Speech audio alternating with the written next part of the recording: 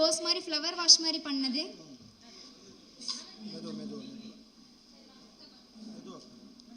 அடுத்து இது வந்து மக்காச்சோளம் சாப்பிட்டுட்டு அதுக்கப்புறம் அதோட தோல் வந்து மேலே இருக்கும், அதை வந்து ஒரு பேப்பர் மாதிரி பண்ணியிருக்கேன்.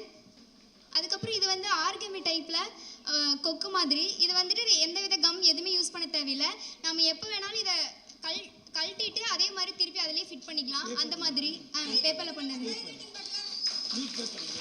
நம்ம எந்த பேப்பரில் வேணால் பண்ணிக்கலாம். நம்மளோட மடிக்க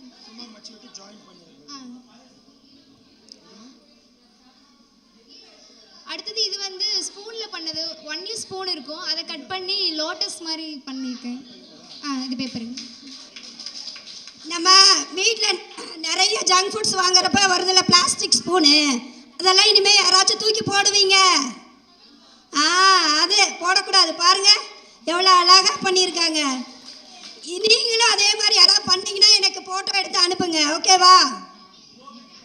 அடுத்து இது வந்துட்டு நம்ம கடலக்காய் தொப்பை இருக்குல்ல, நிலக்கடலை, அந்த தொப்பை யூஸ் பண்ணிட்டு மேலே டெக்கரேஷன் மாதிரி வச்சுட்டு பேப்பர் பூ நடுவில் வந்துட்டு நம்ம சென்டரில் நம்மளோட ஃபோட்டோ ஃபிட் பண்ணுறது, இல்லை நம்மளோட ஏதாவது நல்ல குட் டேஸ் அது மாதிரி ஏதாவது வச்சுக்கிறது மாதிரி, வெல்கம் அது மாதிரி பண்ணுறதுக்காக இது யூஸ் பண்ணிக்கலாம்.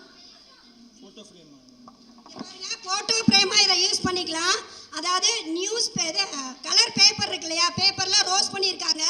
நம்ம சாப்பிட்டு தூக்கி போடுறோம் இல்லையா, நிலக்கடலை வேர்க்கடலையோடைய அந்த கூடு அதில் வச்சு பண்ணியிருக்காங்க. நல்லா இருக்குல்ல? அப்போ என்ன செய்யணும்? கை தட்டணும். அதுக்கப்புறம் இது வந்து பேப்பர் ரோஸு. நார்மலாக ஒரு பேப்பர் வந்துட்டு ரோஸ் மாதிரி ஃபோல்ட் பண்ணி ஒட்டுறது.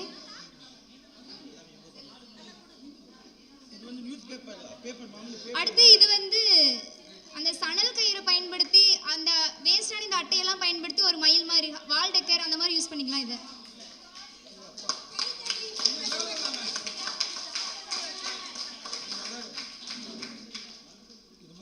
அதுக்கப்புறம் இந்த வாட்டர் பாட்டில், வேஸ்டான வாட்டர் பாட்டிலை வந்து கட் பண்ணி அதில் ஃப்ளார்ஸ், நிறைய பேப்பர் ஃப்ளார்ஸ் நம்மளுக்கு பிடிச்ச மாதிரி டிசைன்ஸ்லாம் வச்சுட்டு அதை டேபிள் டெக்கரேஷனுக்காகவோ இல்லை எங்காவது ஃபங்க்ஷனில் முன்னாடி வைக்கிறதுக்காகவோ நம்மளுக்காக யூஸ் பண்ணிக்கலாம். அவ்வளோதான். தேங்க்யூ.